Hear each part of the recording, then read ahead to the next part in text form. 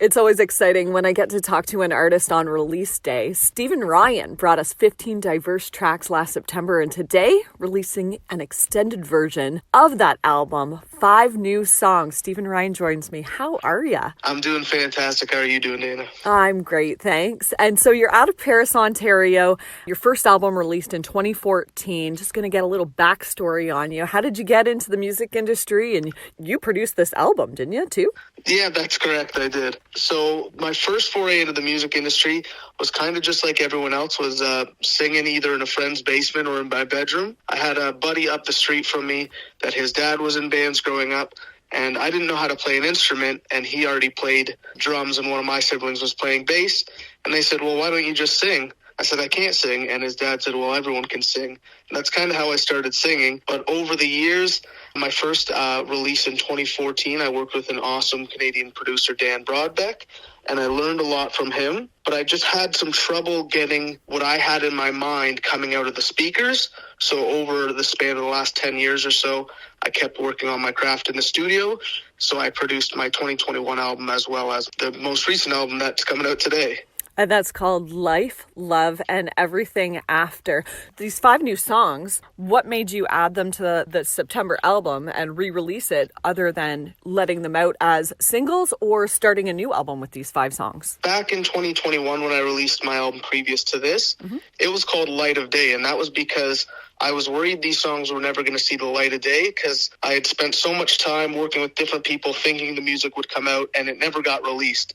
So I've just gotten to this point in my career and in my life where I feel like there's just no point in keeping music on your hard drive that might either just cheer somebody up or even change their life, because I know music for me has done that.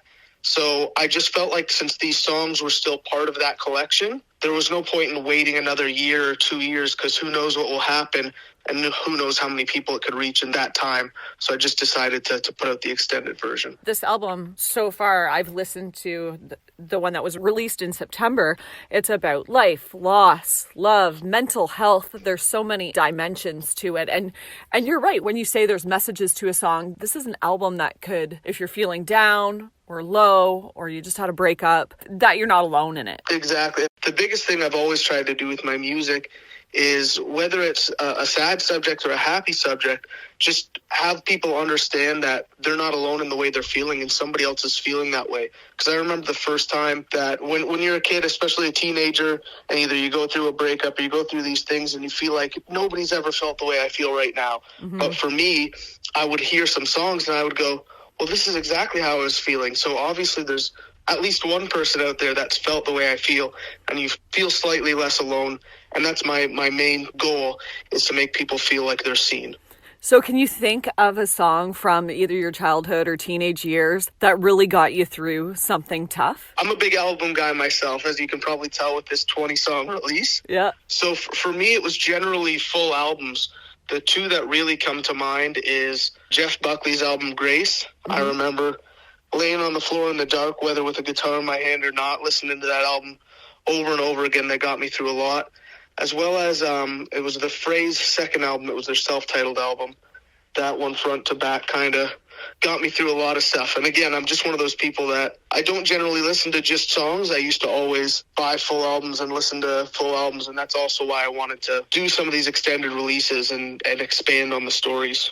So are you still buying full albums? Like, do you actually go get a hard copy of an album when you buy it now? I'm a little bit of a loser, and I do sometimes. It's mostly records now. Vinyl, just because, it's mostly vinyl, because people just don't really make the same type of equipment for CDs anymore, as well as I don't think my wife likes the way that the CDs look as much as the vinyls anyway. Well, that's good for you, because vinyl takes up a lot of room. Yeah. And I love how you include, to your audience on picking the song that you were going to send out to playlists and stuff, how you did that on social media and included everybody in what song out of the 3. I like to also just let people behind the scenes as well, because they don't realize the weird stuff that goes on in the new digital age of music. But essentially, a focus track used to be your first single a lot of the time. Right. Whereas nowadays, it's your last single when the full release comes out. And so I wanted to get them involved, because what I've realized over time is me or the people I work with will pick a song and will say, this is the one that the people will like. This is the one everybody's gonna want.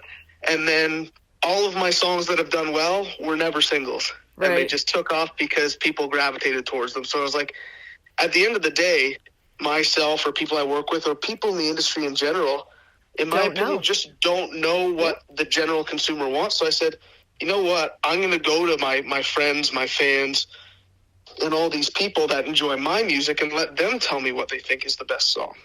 Yeah, it's a great idea. And also letting us in on the process in the studio. I love, there was a day like, I don't know, 2 weeks ago, you were in the studio recording the guitar track and you were in your comfy clothes. You put up like, I don't know why everybody's all dressed up on all their videos when they're recording in the studio. And you said you were looking like you slept in a ditch the night before. And that can be the other thing is because my studio is on my property. I live in Paris, which is just on the outskirts in a rural area.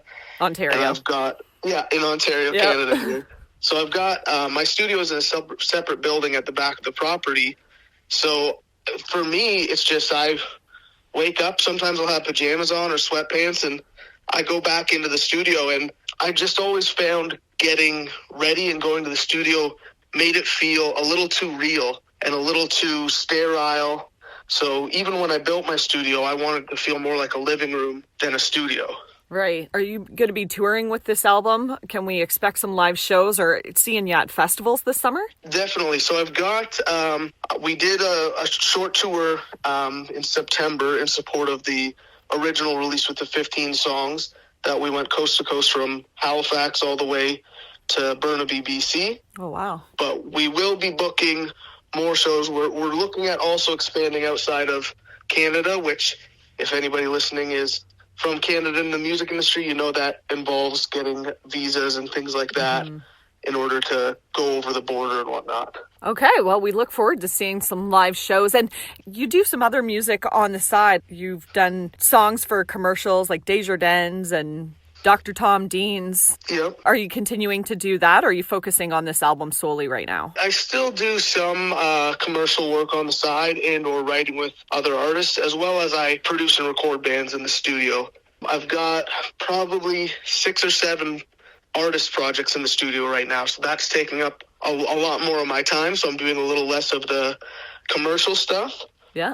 But I do have a few artists in the studio right now that are working on full albums or EPs, as well as in the last couple of years, I got to work with Craig Cardiff and John Muirhead and Catherine Fisher and a few other artists. Oh, that's awesome. Well, it sounds like you're super busy, so thank you for taking the time with me today, and especially on release day. No problem at all. Anytime you give me a call, I'll answer it. Oh, thank you so much. Well, it was great talking to you, and best of luck. Hope to see you on tour this summer. Thanks so much. Bye now.